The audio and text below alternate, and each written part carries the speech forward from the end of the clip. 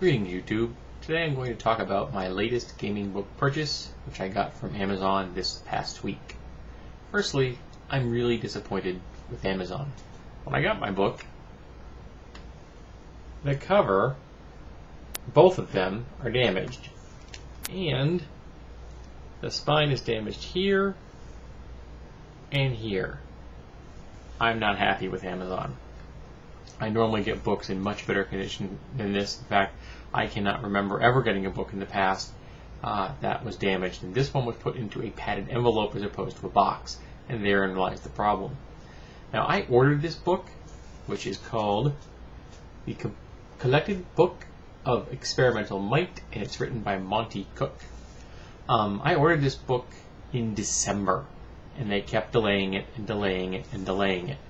And the last day that was going to be a viable shipping date was June 8th, and I was stunned when it actually shipped on June 8th because I expected to get another message either saying it's delayed again or we've canceled your order. Because I've had Amazon do that to me. Delay a book for 6 months and then tell me I couldn't have it. I wasn't any happier that time either. But I've had a chance to look at it. Not 100%. There are entire chapters on feats and spells that I'm just not going to read right now.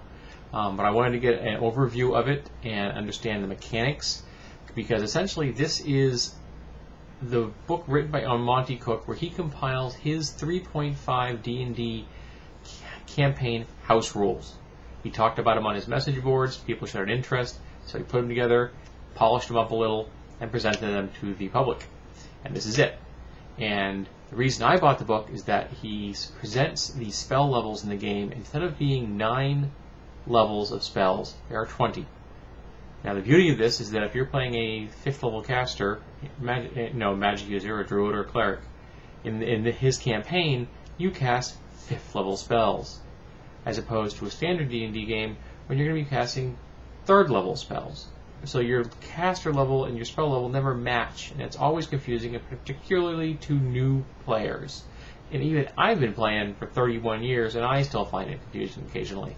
So the fact that he did that right there and then makes this book worth the cost. And I got it at a discount because I pre-ordered it. I'm kind of looking at these things in reverse order.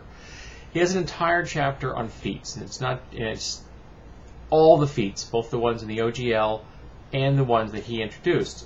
And while I can understand why he did this, I think it would have saved some space if he had just printed up the ones that he had done and then just had little single line blurbs, that said power attack, and a one line that explains it, see the SRD or see the player's handbook for the details. And I think that would have saved some space.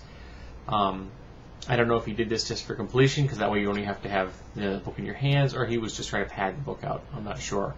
Maybe he wanted to justify having a hardcover as opposed to a soft cover, because this is a soft cover, would be kind of big, so maybe he decided he wanted to do hardcover. Then he has discussed something called fighting domains, and what this is that it's a feat chain for fighters that if you invest in it at first level and you keep investing in it over time, at the end of like 8 feats, you get a payoff. Now, one of the things that Monte Cook's done in this is that in his house rules, in his campaign, characters get a feat every single level. So that means if you're playing a character at level 20, which is the usual cap-off point, you're going to have 20 feats. So investing 8 feats in something, especially for a fighter, because you get an extra one, and if you're human, you get one on top of that, means that you can actually have more than one fighting domain available to you. You could actually have 3, not complete, but you'd have access to 3. This is a cool idea, but they're feat chains. And I don't know if I needed a mechanic to encourage people to use feat chains. I can understand giving people a bonus, maybe, like if you take all of the feats in a chain, not only can you get the next feat, but maybe you get a bonus on some of the earlier feats. I can understand that, and that mechanic is built into this, but I'm not really sure that it required an entirely new mechanic to achieve that. He also introduces a character class known as the Runeblade, which is all about creating runes on their person, physically on their person, or on items, and they enhance their fighting. They give them spell-like effects. They do damage. They can enhance. They actually have a weapon that they invest with power called the Runeblade. And I'm sure it'd be really easy to make a version of that would be like the Rune Hammer if you wanted to have someone that was fighting with a big hammer or a club or something. And that was pretty cool. And within his game, it was perfectly balanced. And remember, he's the guy that did Arcana Evolved, which is an alternate player's handbook. So he's well versed in coming with alternative classes and game ideas. But the part of this book that I discovered that I really love is the disciplines. He has something called disciplines for the casters. Clerics, druids, wizards. And in this, these disciplines either replace completely or partially their class features.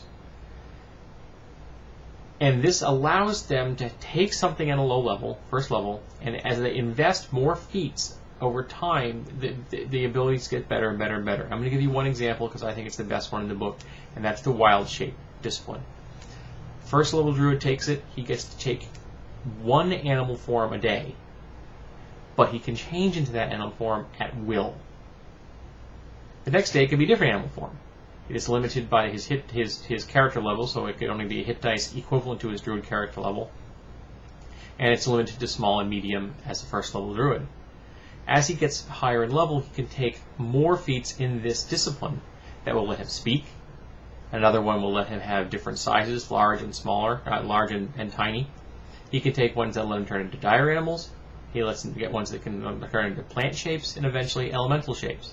So he can rebuild the wild shape feature from the player's handbook in this, but it's an at-will ability which can be taken at first level, and in my opinion, it looks completely balanced. This rocks. That it just was a surprise. I didn't know about it, and I was really happy. So if you're looking for some alternative rules to look at, I would definitely recommend taking a gander at the collected book of Experimental Might.